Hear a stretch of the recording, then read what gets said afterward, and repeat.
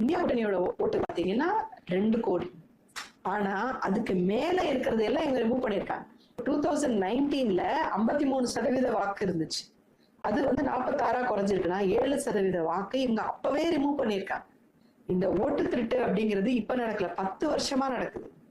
எப்போ வந்து பிஜேபி ஆட்சிக்கு வந்ததோ மத்தியில, அப்பையில இருந்தே இந்த எலெக்ஷன் கமிஷன் வந்து திருடனா மாறி அப்பையில இருந்து ஃபேக் ஓட்ஸ் ஆட் பண்ணிக்கிட்டே இருக்கு. ஒரிஜினல் ஓட்டர்ஸ் ரிமூவ் பண்றது அங்கங்க நடந்துகிட்டே இருக்கு. நிறைய பேர் வந்து 2-3 தேர்தலா ஓட்டு போடாதவங்க இருக்கிறாங்க. பல வாட்டி அப்ளை பண்ணியும் ஓட்டு கைக்கு வராதவங்க நிறைய பேர் இருக்கிறாங்க. என் கையில வந்து ஓட்டர் ஐடி இருந்துச்சுன்னா நான் ஓட்டு போடுவேன்.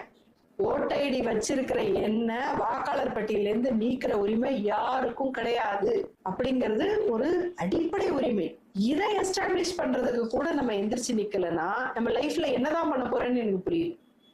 எஸ்ஐஆர் 12 மாநிலத்துல இந்தியால அறிவிச்சிருக்காங்க. அதுல 9 மாநிலம் ஏற்கனவே வந்து பிஜேபி ஆளும் மாநிலம். தமிழகம், கேரளா, வெஸ்ட் பெங்கால், இந்த 3 மாநிலத்திலயும் எஸ்ஐஆர் நடக்குது. 3 மாநிலத்திலயும் இப்ப தேர்தல் வருது. இந்த 3 மக்கள் தான் வந்து பயங்கரமா எதிர்த்துட்டு இருக்காங்க. இப்ப அதையே வந்து இவங்க ஆட்சி மாற்றம் மூலமா கண்ட்ரோல் பண்ணிட்டாங்கன்னா அப்ப இந்தியாவுக்கு ஏது விடிவு?